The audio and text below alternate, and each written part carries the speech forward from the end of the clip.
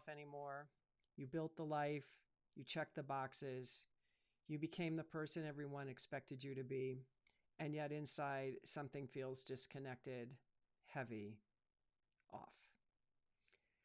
Like the life fits on paper, but not in your soul. Most people think that means something is wrong. But what if your life isn't falling apart? What if what if your old identity is? Today's guest, Larry Kesslin, has spent decades helping people understand why success alone doesn't create fulfillment. Through his work, his book, The Joy Molecule, and his own journey of redefining success, Larry discovered something powerful. The moment you start questioning everything about who you are is often the moment you finally begin waking up to yourself. So let's bring on Larry.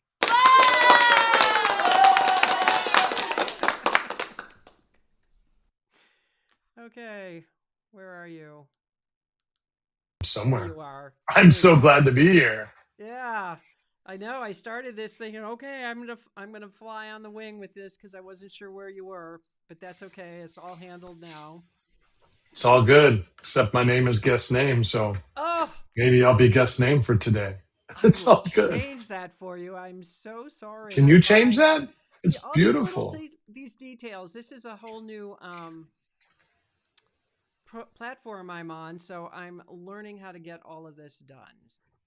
It's okay. It's called life. Yes, it is life, and Yeah. this is the first time that I had it work. Last time the guest never even I couldn't even get her on the show, so that was pretty bad luck. No. Bad. So So how are you? I'm good, thanks. Things are changing, things are getting better, which is a good thing, right? Sometimes we wonder what life is, are you ever going to get on the other end? And I think I realized during this period of time, I needed to have a little bit more joy and fun in my life. And that's what this whole water heater thing that I was starting to talk about did, is that I realized I needed to start having more fun. And now here you are, and we're going to talk about having more fun.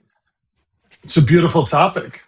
I know. And since I got to get myself kind of organized here now with the camera, it's all off. Okay.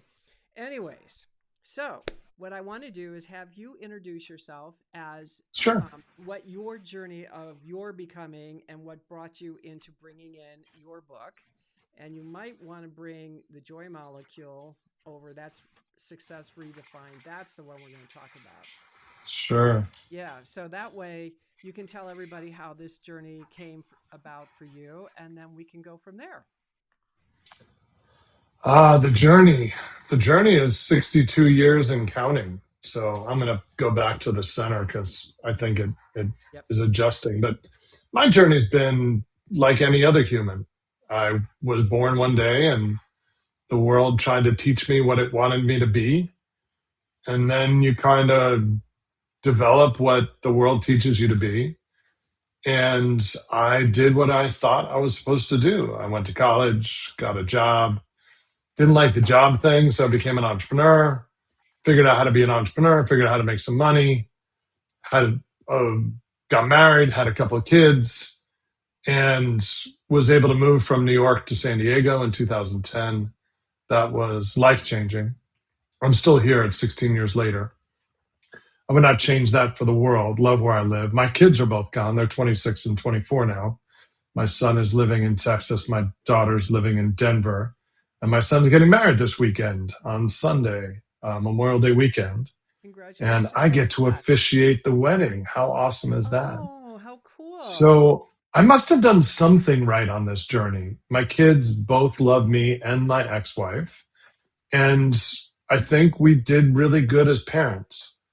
And I was what most people would consider a happy, well adjusted, middle aged human running a business until I went to Africa in 2012 and spent a month, 25 days in Uganda and Kenya, and met people that were absolutely happier and filled with more joy than anybody I've ever met in my life. And I got shook to my core. And I went to a conference 7 weeks later down in Mexico called Opportunity Collaboration. And at that conference, I got asked three questions that changed my life. And those three questions is, what is poverty? Who gets to define it? And why are we trying to fix it? And that just blew my mind because I'm like, I did not see poverty. I did not see my imagination of poverty because to me, poverty and misery were synonymous.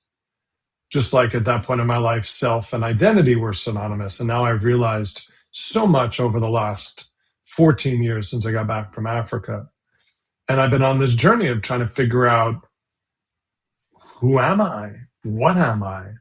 Why am I here? And what I've learned is that I am a spiritual being having a human experience with access to a mind and a mind that thinks and a body that feels.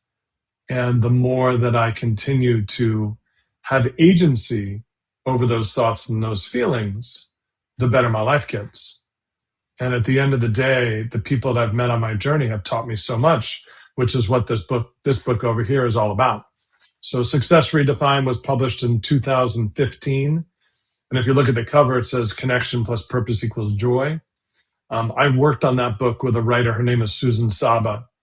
And Susan said in the back of the book, the last third of the book, I use this line, conscious connection plus purpose equals joy. And she said, well, that's C2P. I'm like, and what is C2P? She says, well, if H2O is the water molecule, then C2P has got to be the joy molecule, which is where the title of this book came from. So I've been on this journey for the last 14 years directly and 62 and a half years since I was placed on this planet inside this body to figure out who I really am and why I'm here. And I wake up every day with an immense amount of peace. I wake up every day with a ton of joy and gratitude, and I live in abundance. And the world shows up exactly the way you expect it to show up. Because if you believe that the world is abundant, it shows up abundance. And if you believe it's scarcity, it'll show up as scarcity.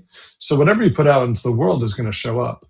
So my journey has been one that I did all the things everybody taught me, especially American culture.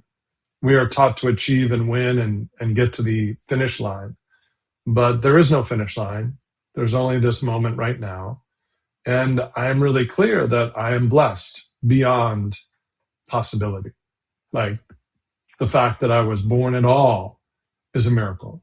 The fact that I have 10 fingers and 10 toes and can walk and run and cycle and do all the things that I've done in my life is a miracle. And I'm insanely blessed. So, I mean, if you want to go the shortest, I mean, that's it, is that I'm here, I'm present, and I love being alive. And I'm meeting some amazing people. I've been on, I don't know, 50 podcasts in the last 5.5 months. And I'm just meeting some amazing people like you and many others. And that's been a pleasure. I understand that because that's when I decided I was going to come out and be on podcast, be a guest. It was all of a sudden I started embodying like my thoughts, my business, my books, everything started to come more centered and whole inside of my heart. Because Hmm. first do it, especially for someone like me who was always on to the next, I never stopped long enough to give myself enough credit because of the survival mode that I had been living in. And so this was like, Hmm. wow, I'm finding my message. And I knew my message, but it was like I was able to put it into words. And as Sure. a result of all of that, I also started understanding, and you said it so eloquently of we with the mind and the body, like we feel with our body and whatever you said, I can't remember now, Our but mind produces thought. yeah.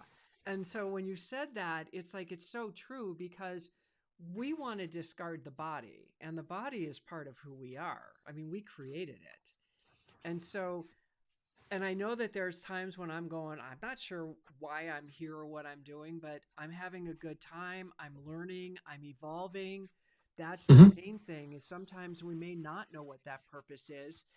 It's just being here, and sometimes it's just bringing joy and love to somebody, being No support, question. meeting cool people. Because I mean, Hmm. when I met Larry, it was, I think, at what, Judith's Christmas party or It something was. like that. And it was like, oh, you still got to be on my show because it was like you were talking to me. And I Spiritual understood that. awakenings, what It we're here was. for. It was. And then you were talking about, and only if you feel like it, but just you were witnessing someone going through that. And Uh, what would that be for you? And you don't have to name names or I'm anything happy like to that. share it. No, it's my Okay. daughter. My daughter was going through some challenging times after doing some recreational stuff at a concert. I've done multiple psilocybin journeys, and my daughter did the same, and it didn't go well. I mean, she got into some mania, and I watched her through 6 weeks of challenging times, and I lived through it with her, and I saw it as a beautiful experience. Not sure she did. And then afterwards, I kept telling her, "You're doing great." She's like, "Why do you say I'm doing great?" I'm like, "Because you are.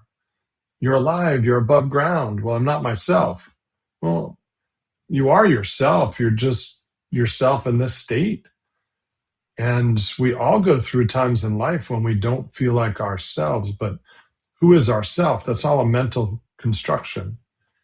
And when our mind is not cooperating, then we end up in these states where we're not what we thought we were. But at the end of the day, who are we really? That's the question that I've been looking for decades.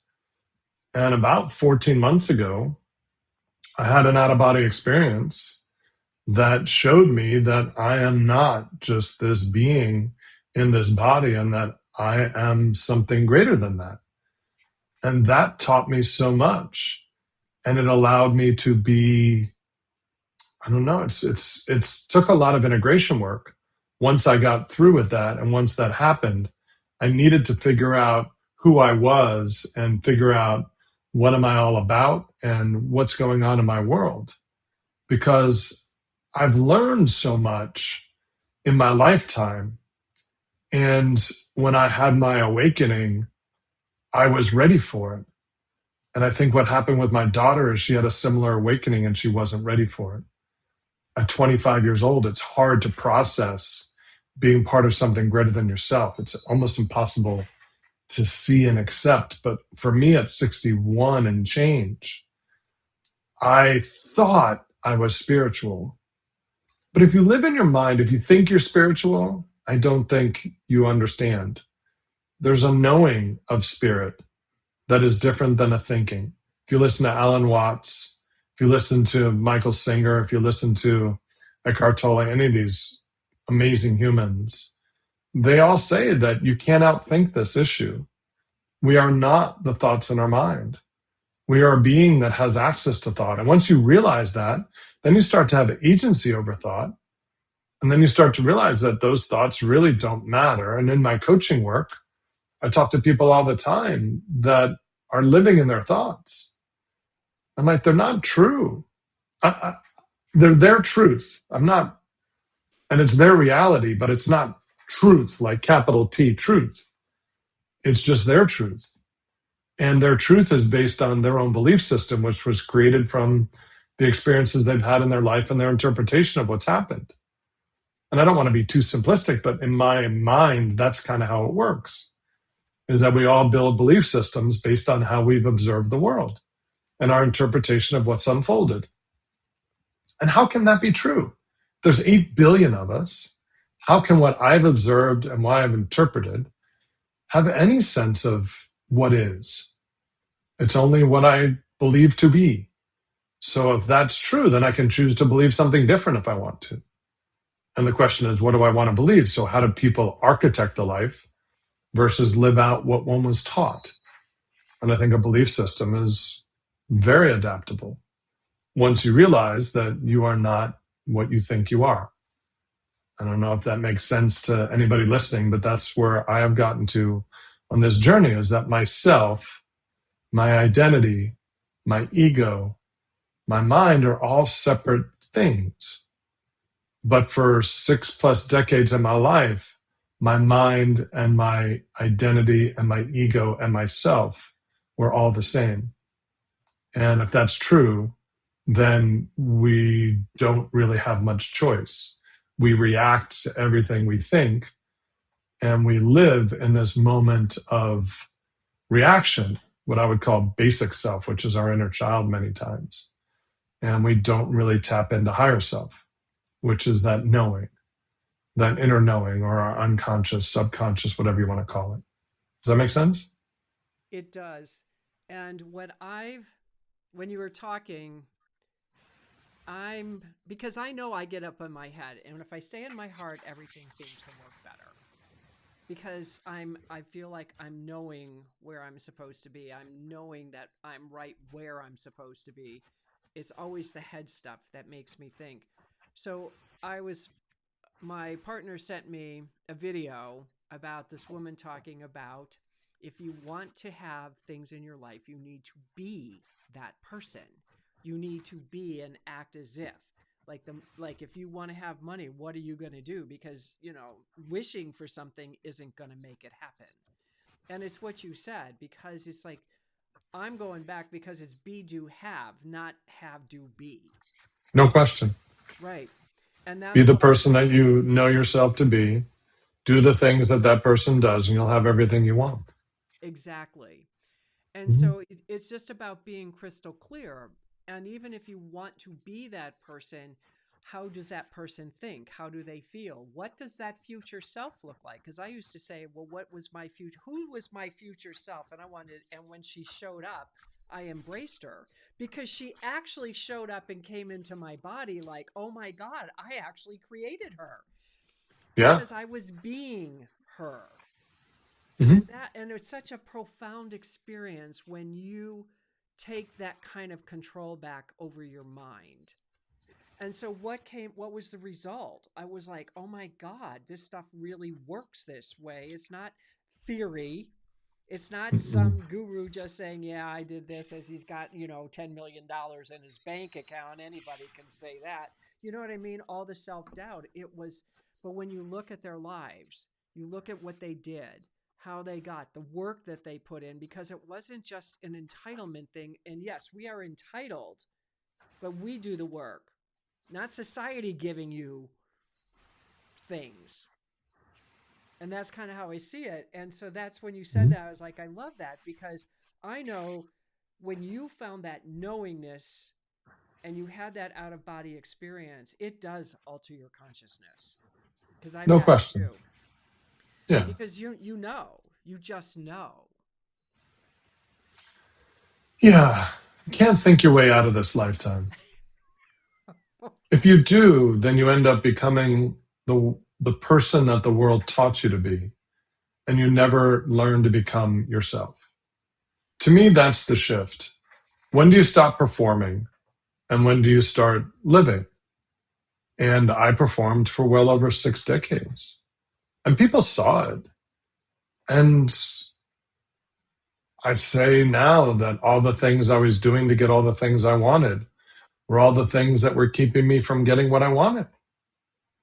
And the more I show up as my authentic self, the more I accept people for who they are and share my life story in a way that I help people. My definition of joy is knowing what you are, who you are, and why you are. That's the book. That's the joy molecule. 8 stories of people I've met since I got back from Africa 14 years ago, and the lessons they've taught me. And there's 5 lessons. My circumstances not define my joy. If I can meet people from Africa that are happier than anybody I know that live in poverty, what I saw as poverty, they really live in impoverishment. In many ways, I think we live in poverty. Then anybody can be living with joy. If you know what you are, who you are, and why you are. That's my definition of joy. And my definition of joy is synonymous with inner peace. I want inner peace. That's what I seek every day. And joy to me is the same as inner peace. And the people that I knew that had that all walk this planet knowing what they are, meaning what they do for a living, how they make a living, whether it's sold a business, they don't have to think about it, or they're doing their life's work. They know who they are, which is their values, their priorities, and everything that goes along with that. And then they know why they exist. They know their reason for being, their purpose. And it could be as simple as being a good husband and a good father. It could be as complex as I'm here to solve world poverty and I need to solve homelessness in San Diego, and that is my purpose. Now, I'm not going to kill myself because I don't do it, but my reason for being. So one of my reasons for being is to help young people become adults. So I work with an organization in San Diego called Boys to Men Mentoring, and I do a lot of work around that. I'm also passionate about sport. So I'm involved with the San Diego Sports Innovators. I'm also involved with Challenged Athletes Foundation. So my why, if you ask me, why does Larry Kesslin exist? I'm here to help people connect to themselves, help them connect to others, and help them connect to the resources they need to leave this planet better than they found it. That's my reason for being here. Now, I know the world is perfect. The world doesn't need to be better, but I have an opportunity to help those around me because I see the world as this evolution. And the 5 lessons in this book are my 5 lessons. And when I talk to people on stage and stuff, it's like, okay, these are my 5 lessons. What are your 5 lessons? So for mine, circumstances not define my joy. My life needs to have meaning. My ego and my identity kill my joy. The more I'm identified and I own my ego and my identity as me, that's where joy goes into a black hole. You can never quit. That's one of my lessons in life. There's no quitting. And the last one is I call the Enough Academy. When we have enough, what is our responsibility back to others? So that whole section is about philanthropy and giving back and being of service. Those are my 5 lessons. And I'm here to learn more lessons. And one thing that people thank me for all the time is helping them understand complex issues simply. That's something I'm really good at. I love creating stories around complex ideas. And I've been playing with this one idea. I don't know if you want me to share about how I see how we are raised as humans and how through our lifetime, our identity and ego get so much, they want control so much that they end up steering us in not the directions we need to go. And what needs to happen, in my opinion, is that our ego and identity need to be broken up into its core pieces, which is our inner child, our conscious adult self, and our highest self, which is stuff I learned through this program called Insight here that was born by John Roger, and amazing work. And it all made sense. It all clicked when I learned some of this content. And the context for me is that my identity and my ego is made up of these 3 pieces. My inner child, some of which is painful, some of which is happy, some of which is playful, some of which is sad. I mean, it's like Inside Out. It's the movie. And all these feelings are inside of us, but that's our inner child. And when we become adult, we no longer need that inner child to keep us safe and comfortable, because as adults, we can do hard things and we can get through really hard times. And I'm just fascinated by this whole journey of what it means to be human. To me, that's the joy that we all get every day, is what does it mean to be a human being? And if we just walk around as our mind, then we're really not being. We are thinking, and we're doing what we think we should do versus knowing. Like, people have told me my whole life, I'm a connector. That is one of the things I do really well. But that's part of my identity. That's not me. I am the spirit that has some skills and some gifts. And I also have some wisdom of things I've learned in my life. But that's what the journey is, to figure out what are my natural gifts. This being, this skin sack, was filled with stuff, some organs that I have no idea what they do. This being pumps blood. It manipulates muscles. It does all this amazing stuff. It digests food that I don't think about ever. And I also have a mind. And for some reason, the game that God created, or whoever you believe in, said that I'm going to let you inspect that mind. And to me, that's the biggest confusion ever, is that because we can inspect our mind doesn't mean we should. Or are we better off letting the unconscious guide us and stop thinking? Just be. And I'm finding that that is so much more enjoyable. That the less I am actively thinking and the more I'm present to where I am, the better my life gets. I have to tell you something funny that you're saying, because about 2 weeks ago, I was having this war inside me where it was the spirit and the body, and I'm the observer. Okay. So what I came from, and I was almost in hysterical tears because I'm like, what is going on? Because I'm watching this like dynamic of my Sure. spirit is like, I want to go out, I want to do this. And my body is like in a total overwhelmed state of mind because of the water heater. I was at my capacity. My nervous system had to settle down. But you know what was the funniest thing about this whole thing? I was like 5 years old having this little thing Exactly. You're a little because child. it was this little child coming out, and I'm like, okay, I'm just going to sit back and watch this play out because I don't know what's going on here. All I know is that I am not in alignment because body, mind, spirit alignment was not there because spirit wants to go out and flit around the universe because it can. The body can't because we're dense, and I created it, and it's trying to do what spirit wants, but it can't because, I'm in an overwhelmed state. And then here's this little girl coming up going, I don't know what to do. Life is traumatic. And I'm like, oh my God. And I just sat there and I'm thinking, what the hell's wrong with me? And it's like, no, just be with it. Just be with this. Because it was one of the most interesting observations I have ever had in my life. Because it was like literally outside of myself, watching this dynamic of me, of everything you just said. Mm-hmm. And so we need to do that being, Yeah. when that emotion is up and you don't know what's going on and you want to cry, then just cry. Just get the emotion out because there's a message behind all of that. Sure. And as I just let it just do and just sat there and go, this is really interesting. I think this is about a body, mind, spirit connection going to a level I have never known before. Because to me, that's what it was. Because I saw how disconnected I still was. Mm-hmm. And even though I'm in alignment, I was still very disconnected because all of a sudden the nervous system is releasing more trauma. And I had to allow that because we store everything in our cells Yeah. and The body keeps everything the in, score. Yeah. yeah. And so I just sat there and I just let it be. And then it was like, well, that wasn't so bad after I got on the other side. And I just found it humorous. It wasn't in the moment. It was, oh my God, I'm crazy. And then it was like, no, just breathe through this. Just breathe and So my observe. company is called Five Dots for a reason. Okay. Have you ever seen Steve Jobs' commencement speech at Stanford in 2005? Yes. It's on YouTube. He says in the first third of his speech, talks about this calligraphy class that he took when he dropped out of school and dropped into the classes that he loved. He says you can't connect the dots looking forward, you can only connect them looking backwards. And you have to trust that the dots will somehow connect. You have to trust in karma, in your gut, in something, that they will somehow connect.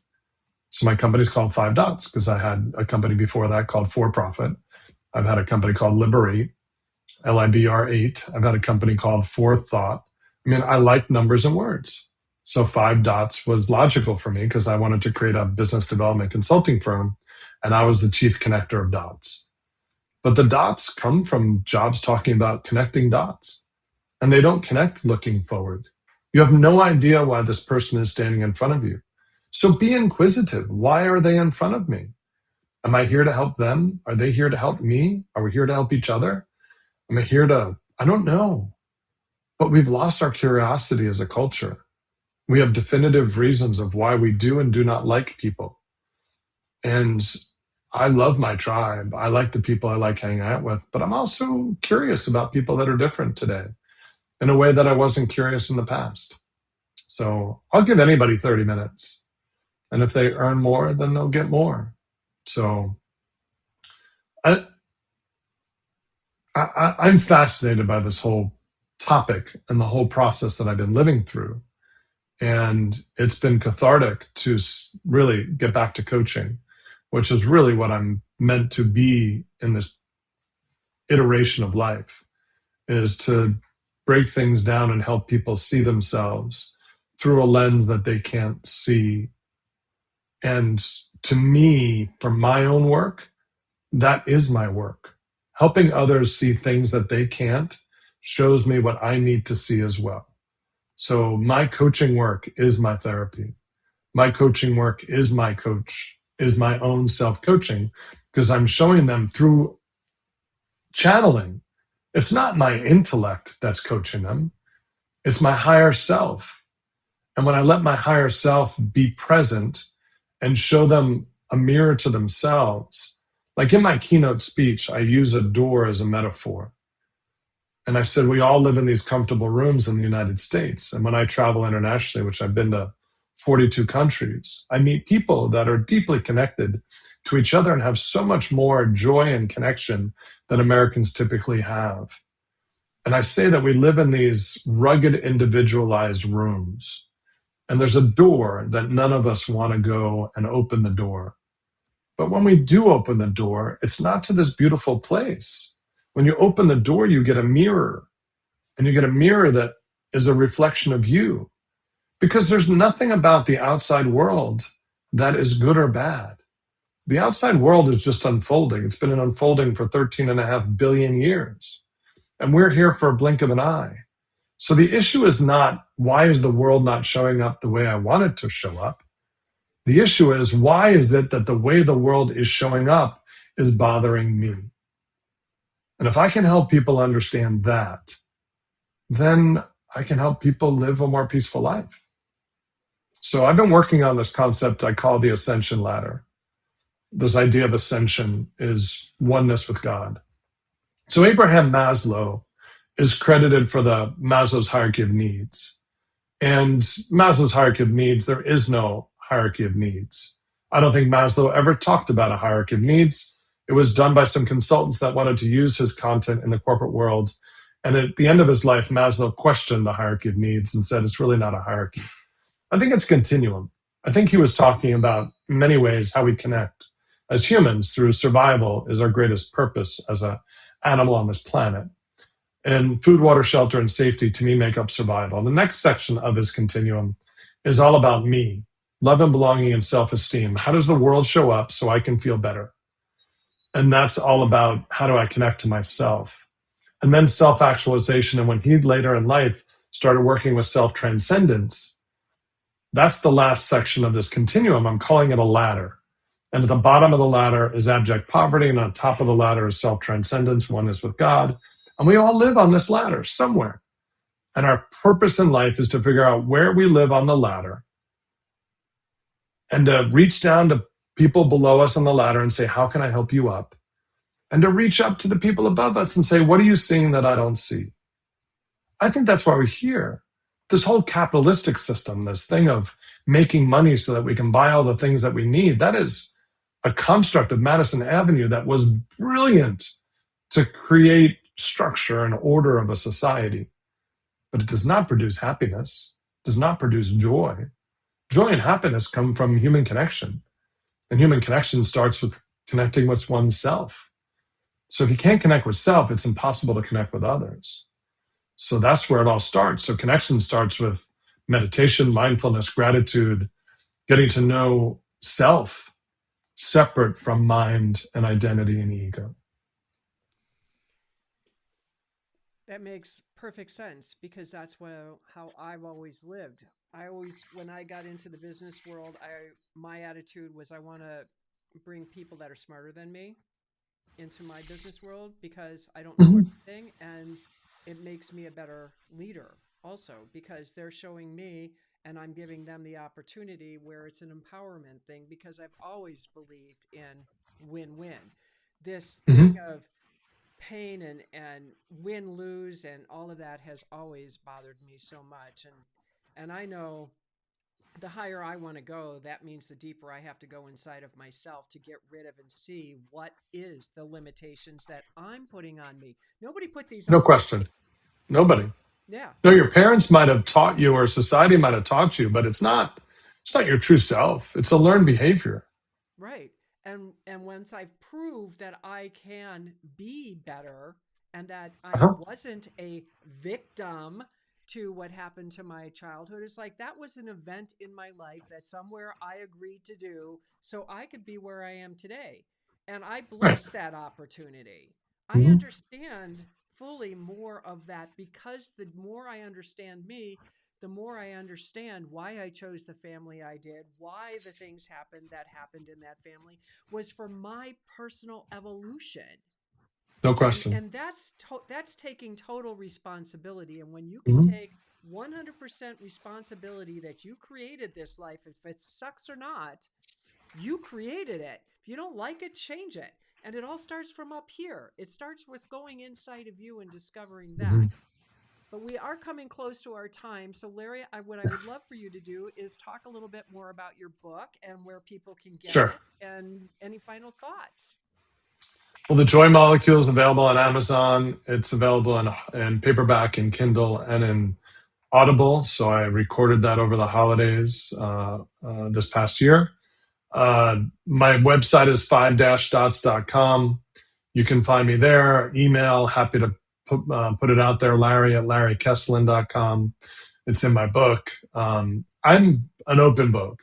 I'm happy to talk to anybody. Love people to reach out to me having read the book or are interested in learning more about the work that I do. I'm looking to get back on stage. I haven't been on a main stage in over a decade. Not sure I had much to say. When I wrote Success Redefined, I wrote it because I wanted to work with people that were successful like I was, but I wanted to help them find a new definition for success, but I hadn't found my own. So it's impossible to help others do something that I haven't done myself. And for the first time in my life, I feel like I've redefined success in a meaningful way. I mean, I did it in words in 2015. So my original definition of success, the ability to do what I want whenever I want to do it, got updated to the ability to do what I want whenever I want to do it while being part of something greater than myself. That was nice in words. I needed Mm-hmm. to live it. I needed to be it. And the last decade has allowed me to do that. And that's where the joy molecule came from. So love talking to people, open to getting feedback and connecting with anybody at any time. So thank you for the platform. Thank you for the opportunity. And I greatly enjoy these opportunities to share my life's journey and my life's experience. Well, I'm really grateful that you came on and we got connected, because it was he had the old We link. have the same publisher. She's a wonderful lady. I She's one of know. the And stories in the Joy Molecule. She's the story about never quit. The fourth lesson in the book is Judith Briles, and she's a woman who never quits. She just, no matter what's going on, she just keeps plowing forward. And it's amazing what she's been able to accomplish in her life. So it is, she's a especially force with to be reckoned with. she is a force to be reckoned with. And I did a book signing with her a couple of weeks, well, about a week ago. Yeah, a week ago.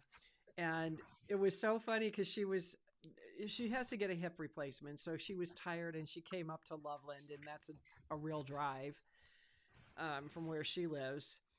And she was just, she was Judith. And, and she's stubborn. It's like, Judith, you can't move. So, well, let's put your chair here so you can greet the people instead of sitting behind the table.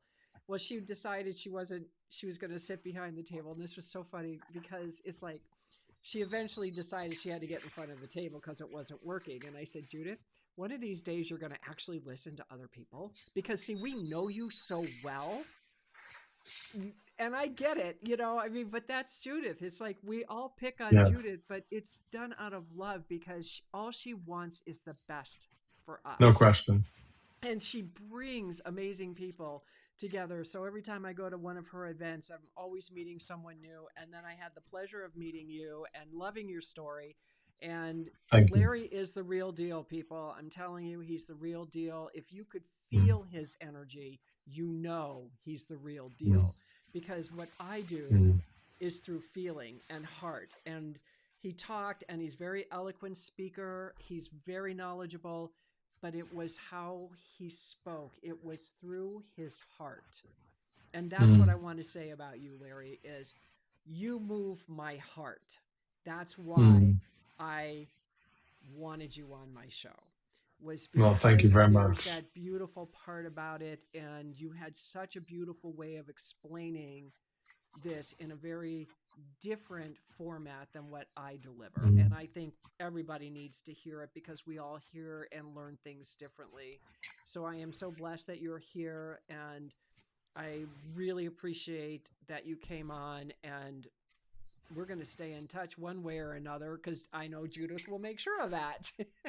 Well, I appreciate how you're helping people on your journey and all the work that you do to help people find more light in the world. I mean, we are here to be light for others, and this is not about us. And I was so about me for so long. It was so much about what I needed. And what the more I allow the world to just unfold and be okay with what's unfolding, the easier it gets. Couldn't have been Easier said than done. We still have a mind. It still wants control. It still wants to believe that it is the boss. But the more you realize that you have agency and the more you can tell it to shut the F up, it gets easier. yeah. And I agree with that. I totally agree with that. It really is working with your mind and developing those skills because it is a skill to change who you are. And we're all capable of it. It's just if you choose to do it or not. Yep. So I want to thank everyone for coming and joining us today. I really do appreciate your time. Feel free to like and subscribe the channel. I do have a community, come back to yourself on school.com. So check that out. I will have all of Larry's contact information the in the show notes. So you'll be able to get a hold of him if you want to talk to him further. And I would highly take him up on that. If he's offering any kind of anything, I would just talk to him just because he's just a world of knowledge. And Thank you. you're welcome. And I would just want to thank again everybody for being here today. I really do appreciate your time because I know how valuable it is. And I will see all of you next Tuesday at 4 p.m. Eastern Standard Time. And from my heart to yours, I hope you have a fabulous week.